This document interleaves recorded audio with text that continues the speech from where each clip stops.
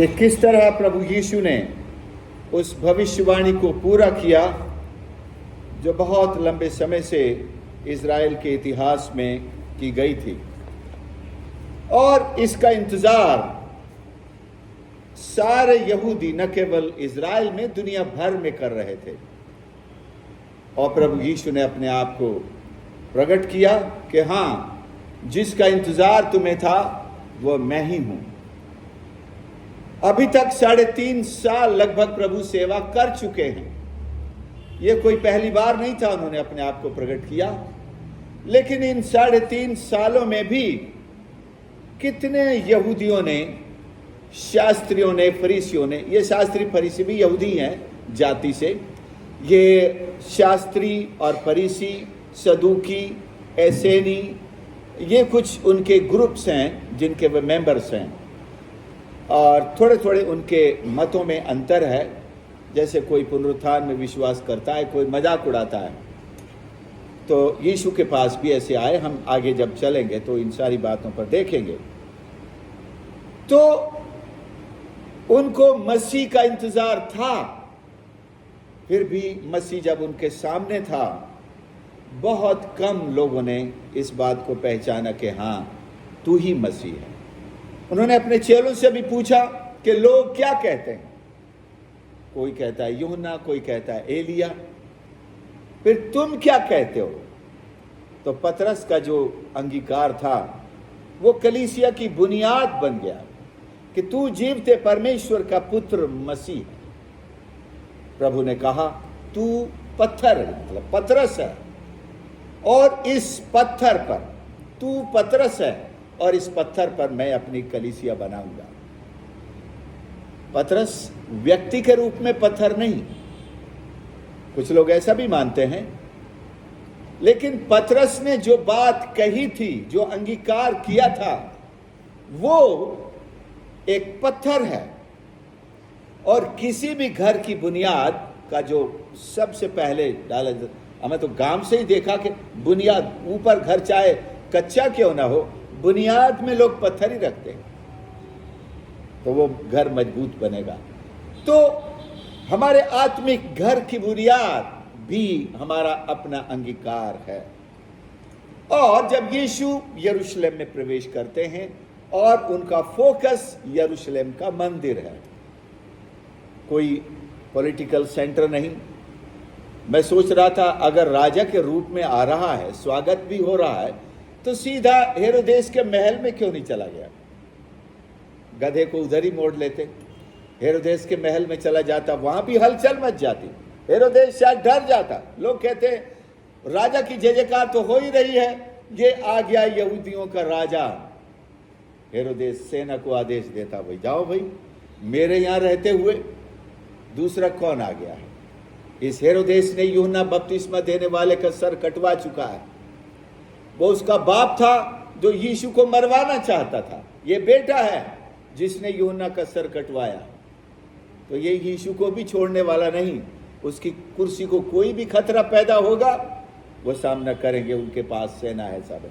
लेकिन आप इस चीज को ध्यान से देखिए कि यीशु ऐसे किसी सेंटर में, ऐसे किसी जगह नहीं गया, यीशु मंदिर में आया।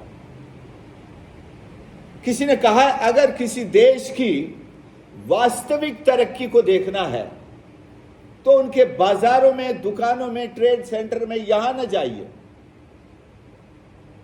उनके बाजारों में सब बड़ा भड़कीला, चमचमाता, और उनके फैक्ट्रीज, उद्योग धंधे, ये सब बहुत बड़े दिखाई देंगे। लेकिन असल में किसी देश की तरक्की को देखना है तो उनके मंदिर में जाइए। वहां लोगों की आत्मिकता का स्तर क्या है, ईश्वर की भूख और प्यास क्या है, वहां ईश्वर के आज्ञाओं के लिए उनका डेडिकेशन क्या है, यहां से किसी देश की सही तस्वीर मिलेगी। और यहां पहुंचने पर प्रभु यीशु को क्या तस्वीर मिलती है। उन्हें कहना पड़ा कि तुमने मेरे पिता के घर को, जो प्रार्थना का घर होना चाहिए था, डाकुओं की खो बना रखा है। डाकुओं की खो आपने नहीं देखी है। वो जब लूट का माल लेकर के आते हैं तो ऐसी जगह बैठ करके बांटते हैं जहां किसी को पता नहीं, छिप गए, हो सकता है पुलिस भी पीछे घूम रही हो ढूंढने के लिए। लेकिन जब वो अपनी खोह में, ऐसी गुफाएं हैं, आप दिल्ली की तरफ जाएं तो वहां चंबल की घाटियां हैं, वहां उनके छिपने के जबरदस्त स्थान है। कहीं से भी लूट करके आते हैं, उन घाटियों में छिप कर बैठते, पुलिस नहीं ढूंढ सकती है। पुलिस को अपनी जान का भी खतरा रहता है कि कहीं उनके साथ ही छुप के खड़े हों, पूरी पुलिस पार्टी को उड़ा दे। ये यरूशलेम का मंदिर की तुलना प्रभु यीशु ने उस जगह से की। वहां कैसा नजारा होता था जब लूट का सामान लेकर आते थे। लूट में कई बार वो किसी औरत को भी साथ में ले आते थे। उस गुफा में बैठ करके सब चीजों का, कोई सोने का हार निकल रहा है, कि सोने के सिक्के भी निकल रहे हैं, गहने निकल रहे हैं। एक कहेगा ये मेरा, दूसरा कहता है ये तो मेरा, और जो बॉस होता है वो सबसे अच्छा ये मेरा, और ये जो स्त्री को लाए हैं क्या करेंगे मालिक, बोला वो उसको कोई नहीं हाथ लगाएगा, वो मेरी। डाकुओं की खोह में क्या भाषा बोली जाती है, क्या माहौल होता है, दारू पीने से लेकर, गालियों से लेकर के बंटवारे का। प्रभु यीशु ने क्या कुछ ज्यादा तुलना कर दी क्या? आप और मैं नहीं जानते कि वहां पर जो हो रहा था उसका असर बिल्कुल वैसा ही था। वहां की जो कैरेक्टर था, चरित्र था लोगों का, वो बिल्कुल वैसा ही था। तो अगला सवाल ये आता है, हमारा क्या हाल है? तो ईश्वर के वचन से भी हम देखेंगे। मैंने पहले नोट किया है यशाया पहला अध्याय। ये हाल आज से नहीं है, एक लंबे जमाने से, केवल यरूशलेम में नहीं, पूरे इज़राइल में ही नहीं, दुनिया की हर कौम में देखने को आया है। दूसरे पद से यदि हम पढ़ें, हे स्वर्ग सुन और हे पृथ्वी कान लगा, क्योंकि यहोवा कहता है मैंने बाल बच्चों का पालन पोषण किया, उनको बढ़ाया भी, परंतु उन्होंने मुझसे बलवा किया है। मिल गया सबको? यशाया पहला अध्याय दूसरे पद से पढ़ रहा हूं, अब तीसरे पर हूं। बैल तो अपने मालिक को और गधा अपने स्वामी की चरनी को पहचानता है, परंतु इस्राएल मुझे नहीं जानता, मेरी प्रजा विचार नहीं करती है। यह हाल है इस कौम का जिसे परमेश्वर की कौम कहा जाता है। वो परमेश्वर को नहीं जानते, मतलब बैल से भी गए, गधे की तुलना के बराबर भी नहीं रहे। हाय, ये जाति पाप से कैसी भरी है, ये समाज अधर्म से कैसा लदा हुआ है, इस वंश के लोग कैसे कुकर्मी हैं, ये बाल बच्चे कैसे बिगड़े हुए हैं। उन्होंने यहोवा को छोड़ दिया, उन्होंने इस्राएल के पवित्र को तुच्छ जाना, वे पराये बनकर दूर हो गए। तुम बलवा करके क्यों अधिक मार खाना चाहते हो? परमेश्वर की मार तो पड़ती है इन पर, मार भी खाते चले आ रहे हैं, फिर भी उससे हमारे साथ ऐसा क्यों हो रहा है? ये क्यों हो रहा है? हमारे घर में ऐसा क्यों हुआ? मेरे साथ ऐसा क्यों हुआ? मेरे परिवार में क्यों हुआ? मार खाते चले आ रहे हैं। तुम्हारा सिर घावों से भर गया, तुम्हारा हृदय दुख से भरा है, पांव से सिर तक कहीं भी कुछ आरोग्यता नहीं, केवल चोट और कोड़े की मार के चिन्ह और सड़े हुए घाव, जो न दबाए गए, न बांधे गए, न तेल लगाया गया। तुम्हारा देश उजड़ा पड़ा है, तुम्हारा नगर भस्म हो गया है, तुम्हारे खेतों को परदेशी लोग तुम्हारे देखते ही निगल रहे हैं। वह परदेशियों द्वारा नष्ट किए गए देश के समान उजाड़ है। सियोन की बेटी दाग की बारी में की झोंपड़ी के समान छोड़ दी गई, या ककड़ी के खेत में के मचान, या घिरे हुए नगर के समान अकेली पड़ी है। खेतों में जब फसल पकने पे आती है, उसकी रखवाली के लिए मचान बनाए जाते हैं। मेरी भी ड्यूटी लगती थी, एक खाली पीपा लेकर के, डंडा लेकर बजाता रहता था, ताकि वो चिड़ियां जो आकर बालों पर बैठती थी, दाने चुगने के लिए उनको उड़ाना पड़ता था। तो कहीं कहीं और लंबा, यानी कि दिन भर बैठना है, तो मचान बना दिया, ताकि वो फसल की जो हाइट है उससे ऊपर मचान है, कई बार रात में भी सोना पड़ता है। जब फसल कट गई, मचान छोड़ दिया गया। तो यहां उस मचान से एक तुलना की गई है कि जैसे मचान को फसल कटने और ले जाने के बाद छोड़ दिया जाता है, तो यहां इजराइल के लोगों को किस तरह या सिय्योन की बेटी को दाग की बारी की झोपड़ी के समान छोड़ दिया गया है। फिर उस झोपड़ी को देखने कोई नहीं आता है। और भी बहुत सारी बातें इसमें कही गई हैं। यीशु ने जब संडे के दिन प्रवेश किया, शाम को बैतनिया को लौट गया। वो उन्हें छोड़कर बैतनिया लौट गया। किसी ने उसे वहां नहीं रोका, प्रभु आप कहां जा रहे हैं? वो लौट गया। दूसरे दिन जब आते हैं, तब ये दूसरे दिन की घटना है कि वो मंदिर को शुद्ध करते हैं। लेकिन कहीं रीडिंग में एक कंटिन्यूअस है, उसने मंदिर में आकर बीमारों को चंगा किया और मंदिर को शुद्ध किया। अगर ये दूसरे दिन की घटना है तो भी, या पहले दिन की घटना है, इससे क्या फर्क पड़ता है? मंदिर को शुद्ध करना ये बहुत जरूरी है, जरूरत है, घटना है। यीशु ने मंदिर को शुद्ध किया, मंदिर से शुरुआत की, बाजार से नहीं, किसी ट्रेड सेंटर से नहीं, राजा हेरोदेस के महल से नहीं, और पूरी जाति को परमेश्वर की दृष्टि में सुधारने के लिए और उन प्रतिज्ञाओं में खड़ा करने के लिए जो समझो आदम के जमाने से परमेश्वर ने इनको दी थी। तो शुरुआत मंदिर से होनी है। मैंने सवाल किया था, आज हम कहां हैं? वो मंदिर तो टूट चुका है। कई मंदिर बने, कम से कम इस मंदिर तक ये तीसरा मंदिर था, ये भी टूट गया।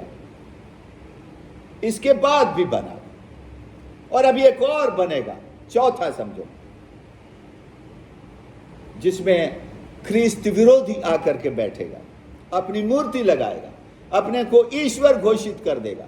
3.5 साल तक तो वो, यानी कि उनका जैसे राजा बनकर या प्रेसिडेंट बनकर जैसे भी उस समय व्यवस्था होगी राज्य की, वैसा रहेगा। लेकिन 3.5 साल बाद वो अपने आप को ईश्वर घोषित कर देगा। और जैसे अंतिपस ने मंदिर को अशुद्ध किया था और उसमें सुअर का ऑफरिंग चढ़ाया था, यहूदियों के लिए नाक कटने का सवाल हो गया था। फिर एक मकाबी उठा था जिसने विद्रोह किया। वो जो अपने बाइबल में नहीं, एक मकाबियों की पुस्तक है, उसके विद्रोह के बारे में आप वहां पढ़ सकते। लेकिन हमारी अपनी चर्च हिस्ट्री का इतिहास ये कहता है मंदिर को कैसे अशुद्ध किया गया था और एक नौजवान कैसे जल उठा मंदिर के लिए और उसने विद्रोह को लीड किया था।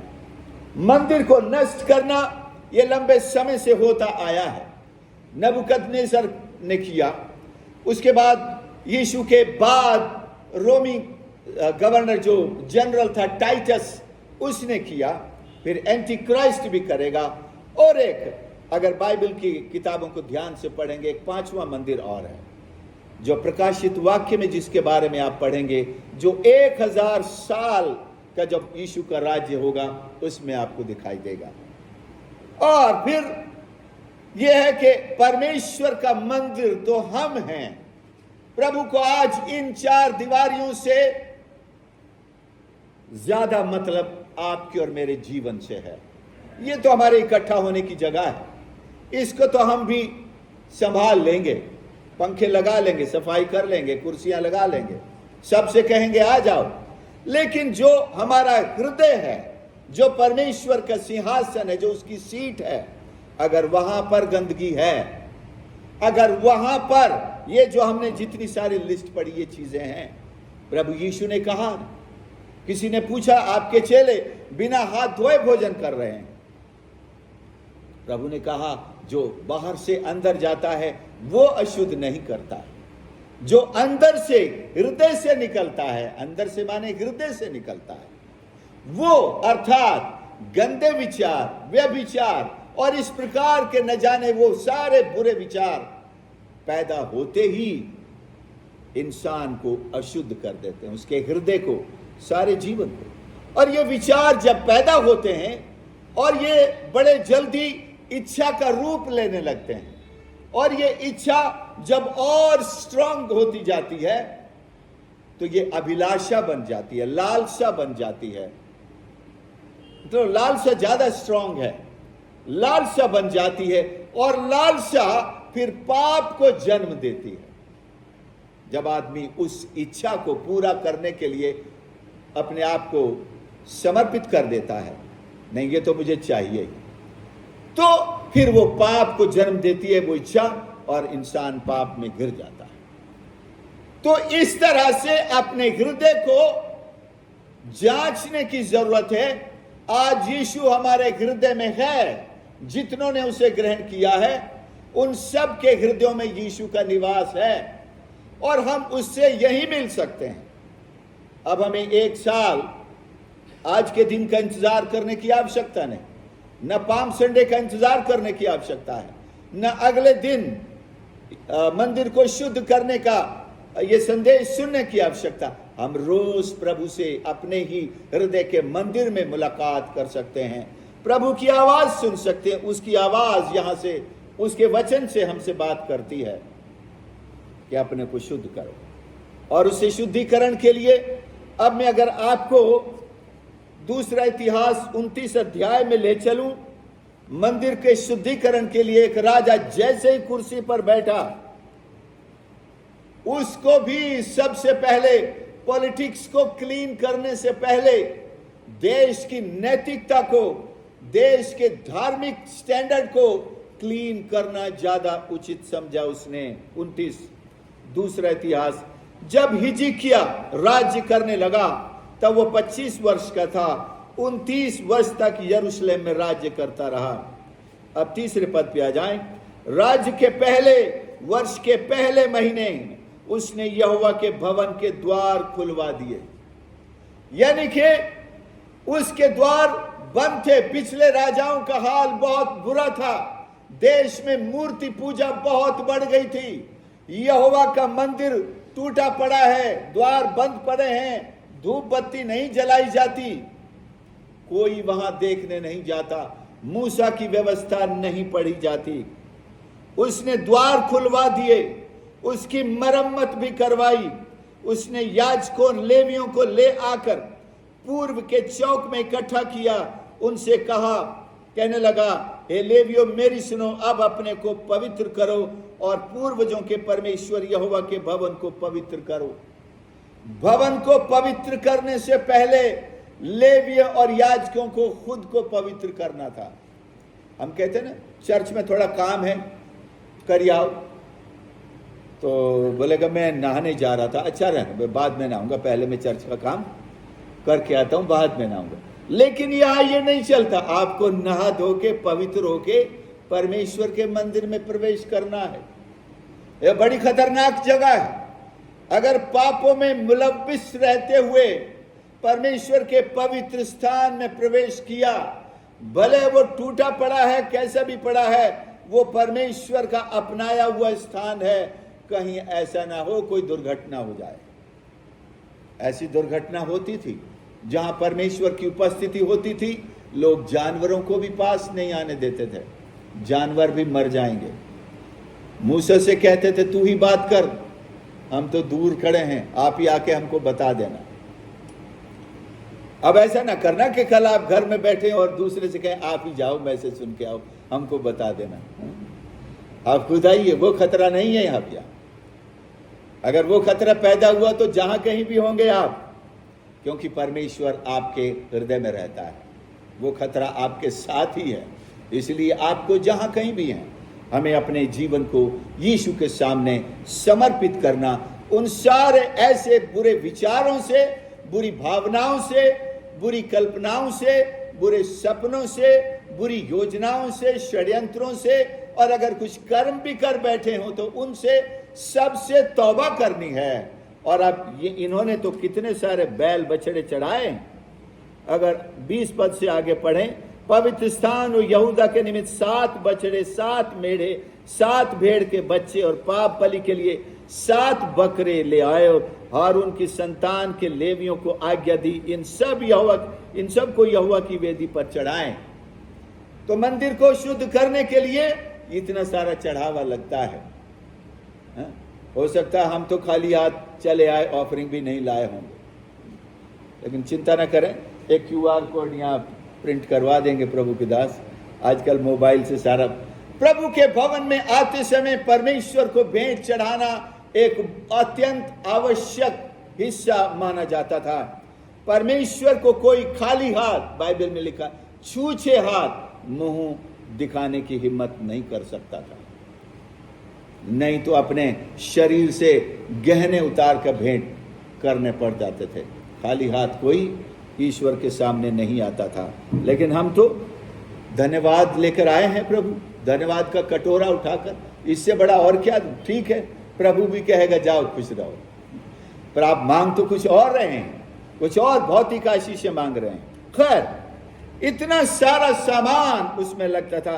राजा सुलेमान के उस डेडिकेशन के समय की वो पढ़ेंगे तो वहां तो हजारों हजारों बैल और बछड़े बलि किए गए, और इनका लहू बलि करने के बाद पब्लिक के ऊपर छिड़का जाता था, वेदी के ऊपर छिड़का जाता, उस मंदिर को शुद्ध किया जाता था उस अर्पित किए गए बछड़े के, मेढ़े के, मेमने के लहू से। और हमारा मेमना एक बार हमेशा के लिए वध हो चुका है और उसका लहू आज भी उपलब्ध है। आप विश्वास करें, यीशु का लहू, उसी विश्वास के द्वारा आपको वही शुद्धता जो उस दिन उसने बहाया प्रदान की जाती है। विश्वास के द्वारा हम प्राप्त करते हैं। पहली बात तो यह भी सोचना, क्या परमेश्वर का मंदिर सही रूप में इस्तेमाल किया जा रहा है। हम अपने आप बारे में सोचें, परमेश्वर के ये जो भवन हमें मिले इनके बारे में भी सोचें, क्या ये परमेश्वर के आराधना के लिए इस्तेमाल हो रहे हैं, किसी झगड़े फसाद के लिए तो नहीं। और सबसे बढ़कर अपने जीवन, अपने हृदय के बारे में मैं क्या सोचता हूं, क्या मनन करता हूं, क्या किताबें पढ़ता हूं, क्या देखने के लिए निकलता हूं, क्या करता हूं। ये चीजें परमेश्वर के मंदिर को अशुद्ध करती हैं, क्योंकि परमेश्वर इन दिनों का मतलब अंत के दिनों में हमारे जीवन पर, हमारे शरीर पर या हमारे हृदय पर अपना फोकस रखता है, जिसे हम फिजिकल बॉडी भी कहते हैं और आत्मिक मंदिर भी परमेश्वर का जो हमारे हृदय से कहते हैं। और यह मंदिर परमेश्वर की सेवा के लिए समर्पित हो। प्रभु यीशु ने क्या देखा वहां पर, हम चले आए मत्ती 21। यीशु ने परमेश्वर के मंदिर में जाकर उन सब लोग जो मंदिर में लेन देन कर रहे थे दिखा दिया, और सर्राफों के कीड़े और कबूतर बेचने वालों की चौकियां उलट दी। हाँ, ये देखिए नजारा वहां पर। प्रभु यीशु उस मंदिर में आते हैं और अंदर जाते हैं और क्या करते हैं, क्या देखते हैं। जो लोग लेन देन कर रहे हैं, नजारा आप कल्पना कर सकते हैं। मेढ़े बेचे जा रहे हैं और मेमने बेचे जा रहे हैं, कबूतर भी बेचे जा रहे हैं और मनी भी एक्सचेंज हो रही है। और कहते हैं ये यरूशलेम का मंदिर कई अलग अलग कोर्ट से, और ये जो खास कोर्ट है, ये आंगन, ये अन्य जातियों का आंगन है, यहां पर ये सब चलता था। तो पर्व का समय है, दुनिया भर से यहूदी आए हैं उस मंदिर में आराधना करने के लिए। तो मेमना, मेढ़ा या कबूतर ये भेंट के लिए चढ़ाना बहुत जरूरी था, और हो सकता है कैश भी चढ़ाना पड़ता हो, क्योंकि उन्हें टैक्स भी देना पड़ता था वहां आकर के। तो उनके देश का पैसा अशुद्ध माना जाता है। उनके मानी, जैसे अपन हिंदुस्तान से गए, अपने यहूदी हैं, हिंदुस्तान गए, तो हमारा रुपया वहां नहीं चढ़ाया जाएगा, हमारे रुपये से मेढ़ा भी नहीं खरीदा जा सकता। आपको पहले रुपया एक्सचेंज करना पड़ेगा, और वो इजराइल का जो रुपया है, वो उससे आप जो कुछ भी खरीदना, मेमना, बकरा या जो भी, आप उससे खरीदें। तो ये एक्सचेंज वाले भी बहुत कमाई कर रहे थे। यहां भी तक कमीशन लगता है। विदेश जब अपन जाते हैं तो डॉलर खरीदना पड़ता है खर्चे के लिए, बड़ा कमीशन लगता है। जब आप बेचने जाओगे तो भी कमीशन कटेगा, अगर आप एटीएम से निकालोगे वहां भी कमीशन कटेगा। एक ट्रांजैक्शन पे कम से कम 250 रुपये तो ऐसे ही कट जाएगा। ये बात तो इस्राएल में कब से चली आ रही थी। दूसरे देशों की करेंसी को अशुद्ध करेंसी माना जाता था, सबसे शुद्ध करेंसी तो वहीं की है। इसलिए आपको सबसे पहले तो करेंसी, मान लीजिए फिर आप अपने वहां से मेमना लेकर भी आए हैं, हिंदुस्तान से तो मुश्किल है ले जाना, जहाज में भर के वहां तक पहुंच पाएगा कि नहीं बेचारा, तो मजबूरी है। लेकिन जो आस पड़ोस के देशों से आते थे, नगरों से आते थे, वो शायद अपने वहां से ले आते थे। लेकिन इंस्पेक्टर खड़े हैं वहां, वो उसे देखेंगे, जांचेंगे और पास करेंगे। अगर उनको लगा कि इसकी तो एक टांग नहीं हिल रही है, मैं देख रहा हूं इतनी देर इसकी मुंडी ऊंची नहीं हुई है और इसकी पूंछ टूटी हुई है क्या, अगर जरा सा भी उसमें कोई अपंगता दिखाई दी, ये मेमना, ये मेढ़ा या कबूतरी क्यों ना हो, फड़फड़ाना भूल गया है, वो भेंट चढ़ाने के योग्य नहीं गिना जाता था, रिजेक्ट। आपको दूसरा खरीदना पड़ेगा। वहां सर्टिफाइड है, उन पे सील लगी हुई है, वो सर्टिफाइड मेमना, नहीं तो जो इंस्पेक्टर पास करेगा सील लगाएगा।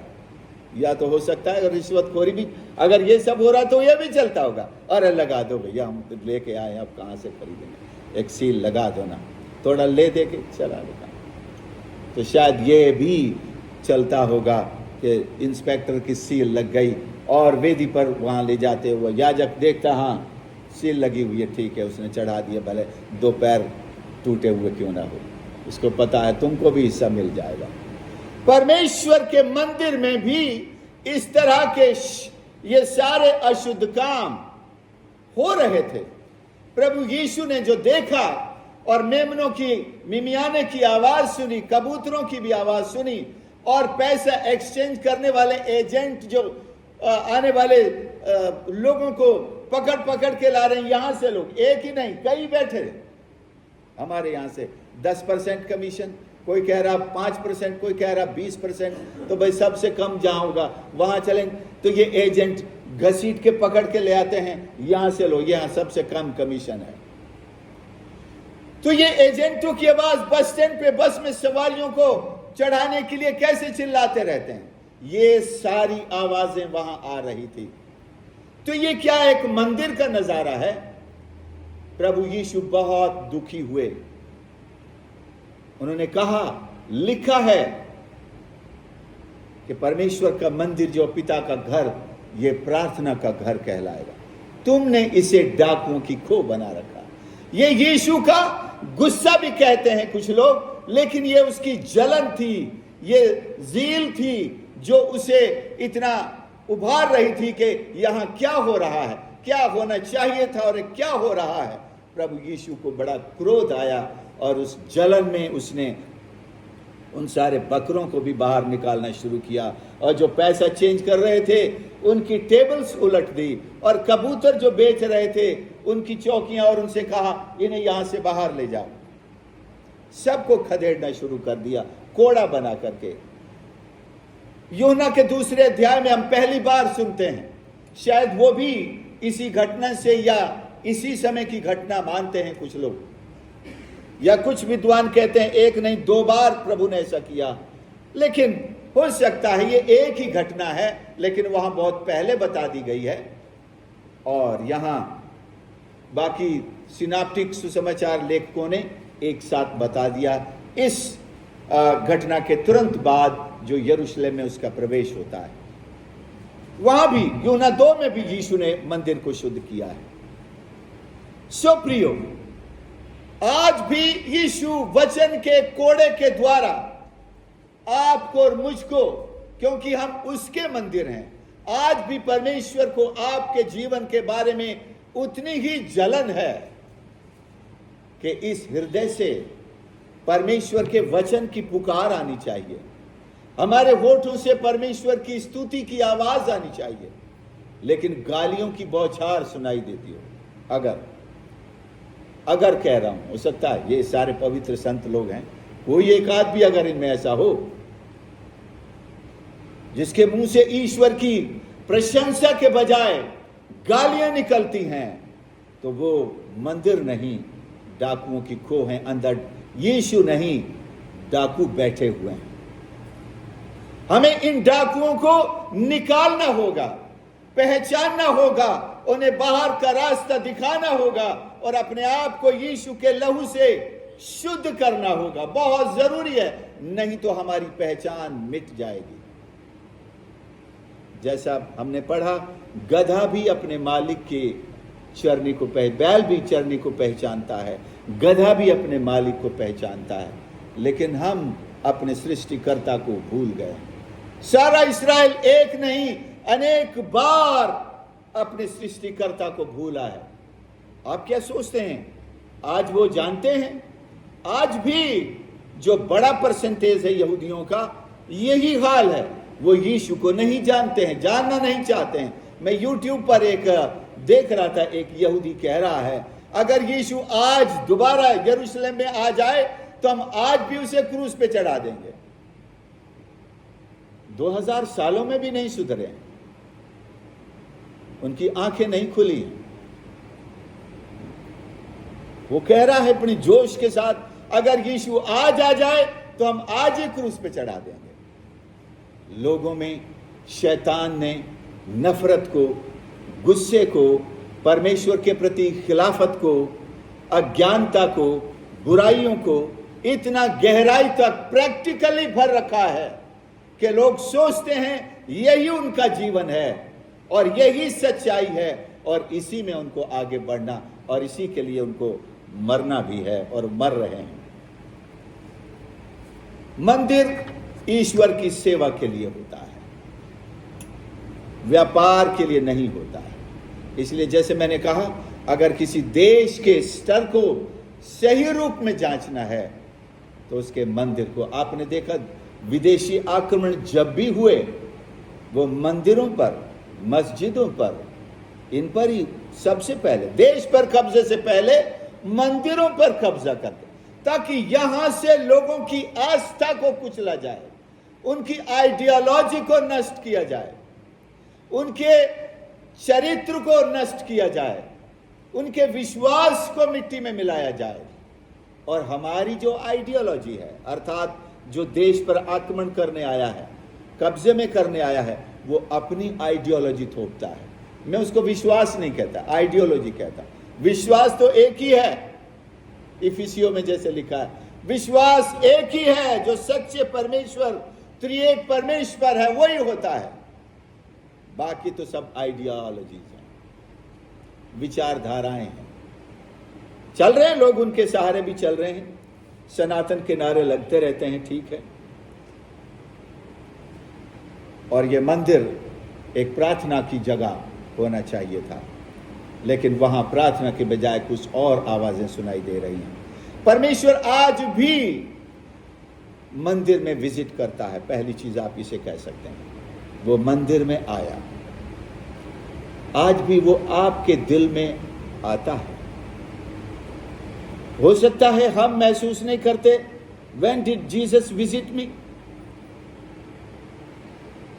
एक बड़ी मेरे जीवन की गवाही है, जिसे मैं आज भी याद आ रही है तो मैं जरूर शेयर करता हूं। एक बहन ट्रिनिडाड टोबैगो से न्यूयॉर्क में आई अपनी बेटी के घर, और उसने कहा कि मुझे किसी अच्छे आत्मिक चर्च में भेज दे, बता छोड़ के आया हूं। उसने बोली मैं तो बच्चों को नहीं छोड़ सकती, और तुम जो है दरवाजे पर खड़े हो जाओ, यहाँ से सुबह जितने लोग जाते हैं ये चर्च की तरफ जाते हैं, तो किसी को भी हाथ देना, यहाँ के लोग बिठा लेते हैं, आपको चर्च छोड़ देंगे। उसने हाथ दिया, सही में कार रुक गई, और बंदे ने पूछा कहाँ जाना है? बोले कोई ऐसी चर्च में ले चलो जहाँ पर जो है आत्मिकता जरा अच्छी हो। बोला ठीक है। वो एक चर्च के सामने जाकर रुका, कोई आवाज़ नहीं आ रही गाने की, कुछ लोग बैठे हैं। उसने बोला ये तुम्हारे लायक नहीं है। फिर एक और चर्च में गया, वहाँ भी उसको नहीं नहीं नहीं ये भी तुम्हारे लायक नहीं। फिर जहाँ जिस दिन मैं वहाँ पर था, उस चर्च पे अभी आराधना शुरू हो गई थी, जोर शोर से चल रहा था, पेंटिकोस्टल चल रहे हैं। तो उसने हाँ यहाँ चले जाओ तुम। वो आ गई वहाँ पर, और वर्शिप के बाद मेरा प्रचार था, मैं प्रचार करके दूसरी जगह भी मुझे प्रचार करना था, मैं वहां चला गया। तो जब मैं वहां से लौट के जहां ठहरा हुआ था वहां पहुंचा तो पास्टर का फोन आता है, वो कहता है आपके जाने के बाद एक गवाही हुई और बड़ा सरप्राइज हुआ। बोले वो एक बहन ने गवाही दी कि प्रभु ने रात में उसे दर्शन दिया, जिस चर्च में वो ले जा रहा वहां एक ईस्ट इंडियन आदमी प्रचार कर रहा है और वो नीली शर्ट पहने हुए, लकड़ी जैसे आज की तरह नीली शर्ट पहने हुए है और वो यूहन्ना के 8वें या कौन से 9वां अध्याय था उससे प्रचार कर रहा है। वो सब उसने नोट करके रखा था और ये गवाही उसने दी। तो सारा मैच कर गया बोले पूरा। तो मैं ये सोचने लगा, प्रभु जब मैं पिछली रात मैं पलंग के नीचे बिछा करके बैठ करके बाइबल पढ़ के वो सरमन तैयार कर रहा था, तो प्रभु आप वहीं थे, आपने मेरा सारा आउटलाइन नोट करके वहां उसको बता दिया। और जब मैं कपड़े पहन रहा था प्रभु तब भी आप, मैं काफी शर्ट लेके जाता हूं, कम से कम 8-10 तो ले जाता हूं, उसमें से ज्यादातर व्हाइट पहनता हूं, लेकिन उस दिन नीली पहन रहा था। ये भी आपने नोट किया, ये पता नहीं आपने मेरे मन में डाला नीली पहन। और मैं ईस्ट इंडिया से आया हूं, यहां सेंट्रल इंडिया में रहता हूं, ये इंडिया को ईस्ट इंडिया ही कहते हैं वेस्ट के देशों में। वैसे मैं नॉर्थ से हूं, राजस्थान से, लेकिन पूरे इंडिया को वहां पर, क्योंकि हिंदुस्तान ईस्ट में है, अमेरिका हो यूरोप हो उनके उससे हम लोग ईस्ट में रहते हैं तो ईस्ट में कहते हैं। तो मुझे इस बात से आश्चर्य हुआ कि प्रभु विजिट करता है और ऐसे ही नहीं कि देख के चल दिया, एक एक चीज बारीकी से नोट करता है। और ये केवल तब नहीं जब मुझे प्रचार करना होता है। और ये मैं कह सकता हूं मेरे ही बारे में नहीं, ये हम सब के बारे में।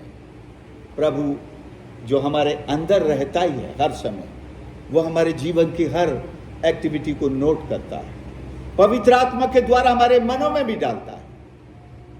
बाइबल को कहां से आज शुरू करें, कहां पढ़ें, कैसी दुआ करें, किसके लिए करें।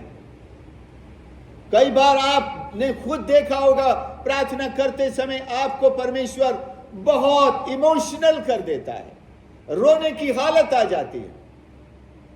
कोई पूछे तो आप पता नहीं क्यों, लेकिन कहीं प्रभु को आपके आंसुओं की किसी के लिए जरूरत होती है और परमेश्वर आपको आपकी ही मेरी रक्षा के लिए प्रार्थना में घुटनों पर ले जाता है, क्योंकि उसको तो दिखाई दे रहा है शैतान दरवाजे पर षड्यंत्र रच करके खड़ा है, बाहर तो निकले जरा। केन से क्या कहा था परमेश्वर ने, पाप तेरे द्वार पर, वो शब्द जो वर्ब वहां पर लिखी है बैठा हुआ है, वो जो इब्रानी का शब्द है उसका अर्थ निकलता है कुंडली मार के बैठा हुआ है। पाप तेरे द्वार पर कुंडली मारकर बैठा हुआ है। शैतान षड्यंत्र रचकर हमारे मार्गों में कहीं ना कहीं खड़ा रहता है। उसके पास सेनाएं हैं, अकेला वो नहीं कि शैतान सर्वव्यापी नहीं है कि हर जगह वही लूसीफर ही हमको मिले। मुझको भी मिला और किसी ने अमेरिका में गवाही दी, इसी समय मैं जब निकल रहा था लूसीफर ने मेरा रास्ता रोक लिया। वो सर्वव्यापी नहीं है, लेकिन उसके पास करोड़ों की संख्या में सेनाएं हैं, अंधकार की शक्तियां हैं, प्रधानताएं हैं। वो उनको ड्यूटी पर भेज देता है, वो खड़े हैं, लेकिन परमेश्वर जानता है। और हमारे पैरों तले, जैसा रोमियो 16 अध्याय में लिखा है, वो शैतान को तुम्हारे पैरों तले कुचलवाएगा। आप उस पर पैर रखते हुए ईश्वर की स्तुति आराधना करते हुए निकल जाएंगे, क्योंकि आप अपने ही घर से आत्मा से भरकर निकल रहे हैं, परमेश्वर की सामर्थ्य से भरकर निकल रहे हैं, परमेश्वर ने जो अधिकार दिया है उससे भरकर निकल रहे हैं। लेकिन यदि हमने भी परमेश्वर के इस मंदिर की कदर नहीं की, इसमें शैतान को बैठा दिया, बुरी अभिलाषाओं की जगह बना दी, इस शरीर को भी बुरे कार्यों का अड्डा बना दिया, फिर तो हम उसका भी शिकार हो जाएंगे। जो दुष्ट आत्माएं बाहर खड़ी हैं, वो कहेगा बाहर क्यों खड़े हो, अंदर चलो, रास्ता साफ है। जो दुष्ट आत्मा निकाल दी जाती है, प्रभु ने कहा, और जब उस घर को झाड़ा बुहारा साफ सुथरा पाती है तो अपने साथ अपने से भी बुरी साथ और ले आती है, क्योंकि घर साफ सुथरा है, कोई नहीं है। किसको उस घर में बसाना चाहिए था? घर से मतलब हमारे हृदय से। अगर हमारे हृदय में चंगाई पाने के बाद, दुष्ट आत्मा से छुटकारा पाने के बाद अपने दिल के सिंहासन पर यीशु को नहीं बैठाया, तो ये हाल और ज्यादा 7 गुना बुरा हो जाएगा। 7 क्या बल्कि 7 के 70 गुना बुरा हो जाएगा, क्योंकि एक ने बुरा हाल कर रखा था। जो दुष्ट आत्माओं से पकड़े जाते हैं, उनके हाल आप देख सकते हैं, किस तरह के परेशानी में रहते हैं। वो उनके जीवन को नष्ट करने के लिए, वो एक छोटे बालक को कभी आग में कभी पानी में फेंकती है, मरोड़ खाता है, चिल्लाता है। एक आदमी तो कब्रों में रहा करता था, अपने आप को घायल करता था। जब शैतान का अड्डा बन जाएगा तो वो घर से भी बेघर करता है। वो ऐसी जगहों में ले जाता है जो अशुद्ध हैं, क्योंकि वहां कोई आकर उन्हें डिस्टर्ब नहीं करे। चर्च में अगर चला गया तो शैतान को बेघर होने का डर है। दुष्ट आत्माओं वालों को वो चर्च नहीं जाने देता है। बुरी अभिलाषाओं, इच्छाओं, कैरेक्टर से भरे हुए लोगों को शैतान रोक सकता है चर्च जाने से। नहीं, आज नहीं जाएंगे, तुम नहीं जाओ। हाँ, मैं नहीं जा रहा, मम्मी मैं नहीं आ रहा, तुम जाओ यार। अरे चलो ना, तुम पिछले संडे भी नहीं गए थे, बोल देना पादरी साहब को, तब ये ठीक नहीं। मुझसे झूठ बुलवाएगा,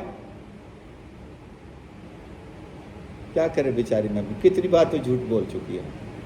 पादरी साहब को पता है। वैसे शैतान रोकने में कामयाब हो जाता है जब हम अपने जीवन को खुद ही ऐसी अभिलाषाओं, इच्छाओं, कार्यों का, ऐसे आइडियोलॉजीज का, ऐसी संगति का शिकार बना देते हैं जो परमेश्वर की उपस्थिति से दूर है।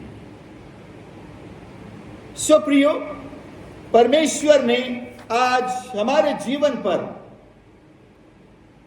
फोकस किया है। आप ये आज सोचें, हम किसी रीति रिवाज के लिए यहां नहीं आए हैं कि ये पैशन वीक चल रहा है, सोमवार के दिन मंदिर के शुद्धिकरण पे प्रचार होता है, चलो सुन के आते हैं। ये रीति रिवाज के तौर पर नहीं, ये आज एक अवसर मिला है हमको अपने जीवन के ऊपर दृष्टि डालने के लिए, इस मंदिर को प्रभु के उपस्थिति के लायक, उसकी आराधना के योग्य बनाने के लिए, इसकी पवित्रता पे और ज्यादा काम करने के लिए, परमेश्वर की वाणी इस पर उतरे। जैसे रेडियो की फ्रीक्वेंसी, आसमान में सब प्रोग्राम वो टेलीकास्ट किए जाते हैं या ब्रॉडकास्ट किए जाते हैं, वहीं से हमारे टीवी और ये सब वो डिस्क पकड़ लेती है। ये एरियल होते हैं, इसमें ये एरियल पकड़ते हैं। हमारे अंदर भी परमेश्वर का वचन स्वर्ग से जो भेजा जाता है, जब हमारे अंदर हमारी आत्मा जीवित हो चुकी है, परमेश्वर से कनेक्टेड हो चुकी है, तो वो सारे शोर में परमेश्वर की आवाज को पहचान लेती है। ये प्रभु का वचन है। पौलुस कैसे कहता है? प्रभु का वचन जो मेरे पास पहुंचा, मैंने तुम्हें भी पहुंचा दिया। क्या कोई पास्टर, क्या कोई प्रभु का सेवक, सिर्फ पास्टर ही नहीं, हम सभी कह सकते हैं प्रभु का वचन आज मेरे हृदय में ये है जो डाला गया है। हो सकता है वो आपने कैलेंडर से पढ़ा हो सकता है ईश्वर के वचन से पढ़ा हो सकता है एक ट्रक उड़ता हुआ आपके सामने आकर गिरा हो। हमारे बाइबल कॉलेज में एक जवान पढ़ने के लिए आया, उसने यही गवाही दिया। वो एक बस के पीछे चलता चला आ रहा था, उस बस की खिड़की से एक कागज का टुकड़ा उड़ा और उसके आगे आ गया। उस बस के अंदर एक इवेंजलिस्ट ट्रक बांट रहा था, एक आदमी ने लिया और खिड़की से यूं फेंक दिया, और इस जवान ने उसे उठाया, उसे पढ़ा, उद्धार के बारे में, पश्चाताप के बारे में, नए जीवन के बारे में, और उसमें एक सील लगी हुई थी और एक एड्रेस था। वो घर जाने के बजाय उस एड्रेस पे चला गया। उनसे कहा ये मुझे रास्ते में मिला और इसमें आपका एड्रेस है और मैं आपसे इसको समझने के लिए आया। उसने बहुत प्यार से उसको बैठाया, स्वागत किया और उसी ट्रैक से उसको समझाया। उस जवान ने अपना जीवन प्रभु को दे दिया और वो इटारसी बाइबल कॉलेज में पढ़ने आया। आज वो बिहार में एक बहुत बड़ा प्रभु का सेवक है। ईश्वर का वचन किस तरह आपके पास पहुंच जाए। एक गधे का मुंह खोल दिया परमेश्वर ने। जब रात के दर्शन पर उस नबी ने यकीन नहीं किया, ईश्वर की आवाज 2 बार आने पर भी उसने विश्वास नहीं किया, आज्ञा नहीं मानी, आखिर एक गधे के मुंह से सुनना पड़ा। उसके बाद उसने तौबा की और कहा, मैं वही कहूंगा जो ईश्वर मुझसे कहेगा। तू तेरा धन दौलत सोना चांदी रख तेरे पास, अगर तू महल भी भर के दे मुझे, मैं वही कहूंगा जो ईश्वर मुझसे कहेगा। ईश्वर ने ऐसे नबी से जो बैकस्लिडन था उससे भी बात की और अपने लोगों को आशीर्वाद दिया। कई बार कई ऐसे प्रचारक भी आपकी जिंदगी में आते हैं जो खुद तो बैकस्लिडन है, लेकिन आपको ईश्वर की वाणी सुना जाता है। यीशु के पास भी लोग आकर पूछने लगे, लूका 23 के पहले पद में, ये जो मूसा की गद्दी पर बैठे हैं ये ऐसे ऐसे काम खुद करते हैं और हमको ऐसे सिखाते हैं। उसने कहा, ये जो कहते हैं वो सब करो, इनके से काम मत करो। किसी की जीवन से ठोकर लगती है तो उनके से काम मत करो, लेकिन अगर वो ईश्वर का वचन लेकर खड़े हुए हैं सो उस पर ध्यान दो, उसे ग्रहण करो और परमेश्वर की आशीष पाओ। हमें अपने जीवन से किन बातों से अपने हृदय को शुद्ध करना है। आज हम जब इस शुद्धिकरण के संदेश को सुनने के लिए आए हैं तो अपने जीवन पर, अपने विश्वास को पूरा पूरा उसको पवित्र करना है। अपने शरीर को, अपने हृदय को, सारे अंगों को जीवित और भागता हुआ, जैसे रोमियो 12 में हम पढ़ते हैं, परमेश्वर को बलिदान चढ़ाना है। फिर से उसको बलिदान चढ़ाना है। 12:1 में, हे भाइयों, मैं तुमसे परमेश्वर की दया स्मरण दिलाकर विनती करता हूं कि अपने शरीरों को, अब ये शरीर जो है बाहर से भी और अंदर के अंग भी, हृदय भी खासकर, सब शामिल हो, पवित्र, परमेश्वर को भावता हुआ, मतलब प्लीजिंग, खुश करने वाला। कई बार कोई खुशबू आती है, आपको कितने खुश हो जाते हैं, इतनी अच्छी खुशबू कहां से आ रही है। तो हमारा जो बलिदान है यह परमेश्वर को खुश कर देता है, परमेश्वर के चेहरे पर स्माइल आ जाती है। और बलिदान करके चढ़ाओ, यह तुम्हारी आत्मिक सेवा है। इस संसार के सदृश ना बनो। संसार भी अपना एक स्टैंडर्ड लेकर खड़ा हुआ है, परंतु तुम्हारे मन के नए हो जाने से तुम्हारा चाल चलन भी बदलता जाए, जिससे तुम परमेश्वर की भली और भावती और सिद्ध इच्छा अनुभव से मालूम करो। चरित्र हमारा बदलता चला जाए, चाल चलन बदलता चला जाए, पवित्र होता चला जाए। 2 कुरिन्थियों 3 उसके 18 में,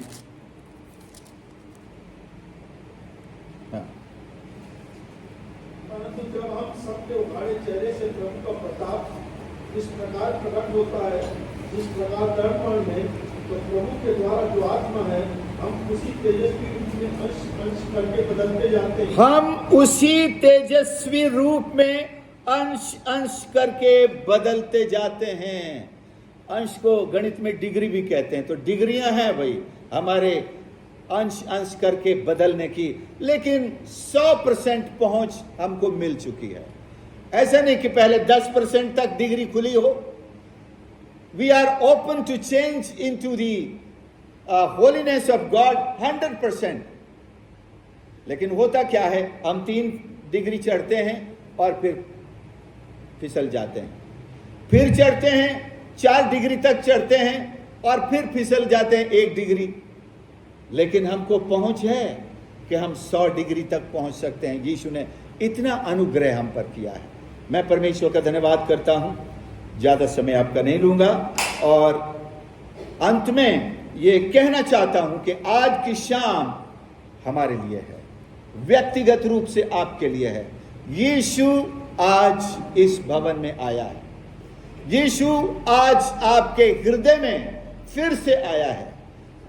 आप अपने जीवन को उसको समर्पित कीजिए। आइए अपनी आंखें बंद करें और हम अपने जीवनों को जांचें। पौलुस कहता है यदि हम अपने आप को जांचते तो दंड न पाते। प्रभु की मेज के सामने आने के वक्त ही नहीं, हमें रोज अपने आप को सोने से पहले जांचने की आवश्यकता है कि क्या आज के दिन मेरे हृदय में कोई ऐसी बात, ऐसा कैरेक्टर कोई मैंने अपनाया है, या ऐसा कार्य मैंने सोचा है, या ऐसे विचार मैंने पैदा किए हैं जिन्होंने मुझे अशुद्ध किया हो। परमेश्वर के सामने आने से जैसे आदम शर्मिंदा हो गया, क्या मुझे भी उसके सामने जाने से शर्म आने लायक मैंने कोई काम किया है? आदम ने अपने आप को परमेश्वर के सामने लाने के लायक ऐसा कोई उपाय नहीं मिला और परमेश्वर ने उसके लिए उपाय किया। आज परमेश्वर ने हम सब के लिए उपाय किया है। उसके पुत्र, उस मेमने का लहू जो हमें सब पापों से शुद्ध करता है। लेकिन शर्त है यदि हम अपने पापों को मान लें। परमेश्वर का आत्मा हमको दिखाए कि हम कहां कमजोर हैं, कहां गलत हैं, कहां हम परमेश्वर के उस स्टैंडर्ड से पीछे हट गए हैं। परमेश्वर का आत्मा हमको दिखाए और हम तौबा करें और अपने आप को फिर से डेडिकेट करें और मंदिर की सारी गंदगी और मलबे को बाहर निकालें। समझे, आज के ये याजक परमेश्वर के मंदिर के अंदर से उस गंदगी को बाहर निकाल रहे हैं। आप साथ दें अपने जीवन के लिए। परमेश्वर की भरपूरी, पवित्र आत्मा की उपस्थिति, पवित्र आत्मा की सामर्थ, पवित्र आत्मा के दान और वरदान और परमेश्वर का अभिषेक आज और बढ़ते हुए माप में हम यहां से लेकर अपने घर जाने वाले बन सकें। हम एक एक से कहूंगा, अपने जीवन पर नजर डालें, पड़ोसी को नहीं, अपने घर के दूसरे सदस्यों के नहीं। हां, हम उनके लिए भी दुआ करेंगे, लेकिन आज मैं अपने से शुरुआत करूंगा। यदि आपने अपने आप को जांच लिया है और जो भी चाहते हैं कि आज की शाम प्रभु आपके जीवन को एक बार फिर पवित्र करे, शुद्ध करे, अपने लहू के छिड़काव से धोकर परमेश्वर के सामने भागता हुआ बलिदान बनाकर परमेश्वर की चेहरे पर एक मुस्कान लाने का काम करे, तो अपने स्थान पर खड़े हो जाएंगे और मैं आपके लिए दुआ करूंगा। जो भी आज आत्मा से कन्विक्ट हुआ अपने आप को महसूस कर रहे हैं और आप चाहते हैं, आप पवित्र हैं, कोई डाउट नहीं, लेकिन आप परमेश्वर के हाथ में और ज्यादा प्लीजिंग बनना चाहते हैं। प्यारे प्रभु, मेरे परमेश्वर, मैं आज की इस शाम आपके इन प्रियों को, आपके बेटे और बेटियों को आपके सम्मुख लाता हूं। परमेश्वर, उन्होंने अपने हृदयों को, अपने जीवनों को, अपने शरीरों को जांचा है परमेश्वर, और आपने उनकी जांच को स्वीकार किया है, उनको क्षमा किया है। अपने लहू से फिर से धो दे परमेश्वर, चमकता हुआ और खरा उन्हें बना दे परमेश्वर, तेरे सामने पूरी तरह खरा। और आज आपकी मुस्कान उनके चेहरों पर चमकने पाए। Let your smile shine upon them, Lord. अपने आत्मा से भर, आत्मा के वरदानों से भर, आत्मा के कार्यों से खुदावन उन्हें भर दे। तेरा अभिषेक ताजा रूप में दे। शैतान को पैरों तले कुचलते हुए, उसके षड्यंत्रों को नष्ट करते हुए आपकी आत्मिक सेवा में अपने आप को दे सकें और ज्यादा दे सकें और करें परमेश्वर। एक एक जो आपके भवन में आए हैं, आज ये गवाही यहां से लेकर जाएं, प्रभु ने मुझे छू लिया, प्रभु ने मुझसे बात की, प्रभु ने मुझे अपनी उपस्थिति से, अपने आनंद से भर दिया, परमेश्वर ने मेरी अशुद्धता को दूर किया, मेरे अंदर से शैतान के प्रभाव को नष्ट कर दिया। आशीष कर। एक एक जो विनती, बोझ और प्रार्थना लेकर आए हैं, उनको भी तेरे भंडार से सुनकर आशीषित कर प्रभु जी। धन्यवाद करते हैं हमारी प्रार्थना सुनने के लिए। धन्यवाद के साथ ये प्रार्थना अपने उद्धारकर्ता प्रभु यीशु के नाम से मांगते हैं, आमीन। प्रभु आप सबको आशीष कर।